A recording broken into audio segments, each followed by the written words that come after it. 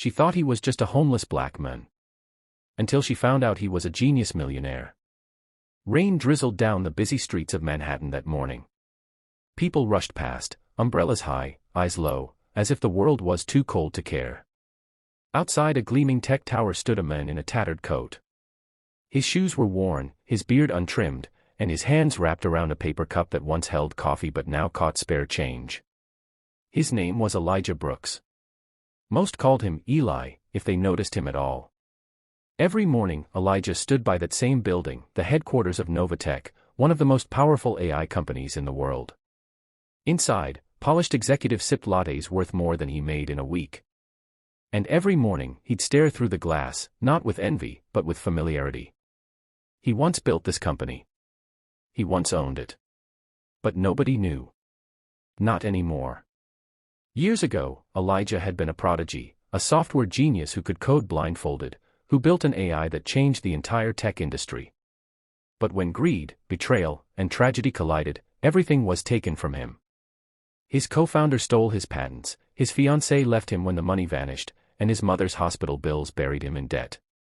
So Elijah disappeared, walking away from the empire he'd built with his bare hands.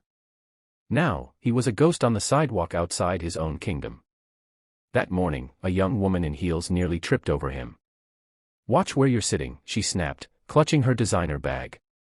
Elijah glanced up calmly. "Sorry, miss." She frowned. "Ugh. Why don't you get a job or something?" He smiled faintly. "Tried that. They told me I wasn't qualified." She rolled her eyes. "Qualified for what?"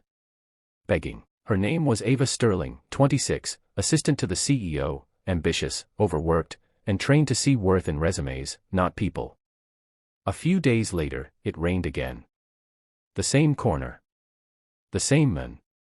This time, Ava noticed he wasn't just sitting idly. He had drawn a diagram on a piece of cardboard, strange symbols, equations, and arrows. "What are you doing?" she asked, half curious, half annoyed. "Solving a problem," he said. "Yeah. And what kind of problem do you solve?" Elijah looked at her and said softly, "The kind billion-dollar companies can't." She laughed, shaking her head. "Sure. And I'm the Queen of England." But before she walked off, he called out, "Your building's AI security system will crash by Friday." She froze. "How do you know that?" "I wrote the code," he said simply. She walked away, muttering that he was crazy. But Friday came, and NovaTech's entire AI defense system shut down. Millions lost. Headlines exploded. Ava's boss, the CEO, nearly fired the entire IT department. Ava returned to that corner the next day, drenched in guilt and curiosity. "Hey, that thing you said about the system, how did you know?" Elijah smiled. "Because I built it. And I know how to fix it." Something in her eyes shifted. "You're serious, aren't you?" He nodded. "Dead serious." She hesitated. "Then prove it." He picked up a napkin, borrowed her pen, and began to write, lines of code so complex, she could barely follow. When he was done, he handed it to her. "Give this to your CTO. It'll patch the exploit and boost your neural firewall by 300%. She stared at him. "Why are you on the street?" He shrugged. "Because sometimes you have to lose everything to find peace." Ava didn't sleep that night. The next morning, she showed the code to her boss. 2 hours later, NovaTech's servers were stable again. The CEO demanded to know who had written the fix. When Ava told him it came from a homeless man, he laughed in disbelief, until he saw the signature line in the code, E. Brooks. The CEO froze. It can't be. Elijah Brooks was one of the founders of NovaTech.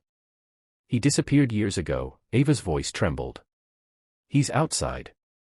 Right now. Within minutes, the entire executive board crowded the lobby, staring through the glass doors at the men who'd once built their empire. Ava stepped outside into the drizzle. They want to see you." Elijah looked up slowly. "Do they remember me now?" "Everyone does," she whispered. Inside, tension filled the room. The CEO, Logan Reeve, the man who had stolen Elijah's company, forced a smile. Elijah. Long time no see. Elijah nodded. Logan. How's my company treating you? Logan laughed nervously. Our company, you mean? Look, the past is the past. But what you did with that patch, impressive. I want to make it right. How about you come back? Consultant position, 7 figures, whatever you want. Elijah's eyes hardened. I didn't fix your code for money. I did it so your greed wouldn't hurt people again. The boardroom went silent. Ava stood near the door, watching him, no longer a beggar, but a man reclaiming his dignity. Then Elijah reached into his coat and placed a small flash drive on the table. You stole my patents. But you forgot something, the master key. Logan frowned. What master key? The one that can shut down every system running my design, Elijah said. Including yours. He turned and walked out as alarms began to flicker on the screens. The company's servers blinked red. Panic rippled through the boardroom. Ava followed him out, stunned. You took it all back. He smiled. No. I just reminded them who really built it. Days later, the story hit the news. Homeless genius exposes corruption at NovaTech, becomes a symbol of redemption. Investors abandoned Logan's company overnight. Meanwhile, Elijah launched a new foundation, the Horizon Project, dedicated to teaching coding and AI to underprivileged youth. Ava joined him, leaving her corporate job behind. Together, they built a team of young innovators from shelters, orphanages, and rough streets, kids who just needed a chance. Months later, at a grand tech summit, Elijah took the stage in a clean suit, no longer the man the world ignored. Cameras flashed as he spoke. Genius doesn't wear designer clothes. It doesn't live in penthouses. Sometimes, it's sleeping on a bench, dreaming of change. Never judge a mind by its appearance. The crowd rose in applause. Ava stood in the front row, tears in her eyes. After the event, she smiled at him. You really are something, Elijah Brooks. He chuckled softly. No.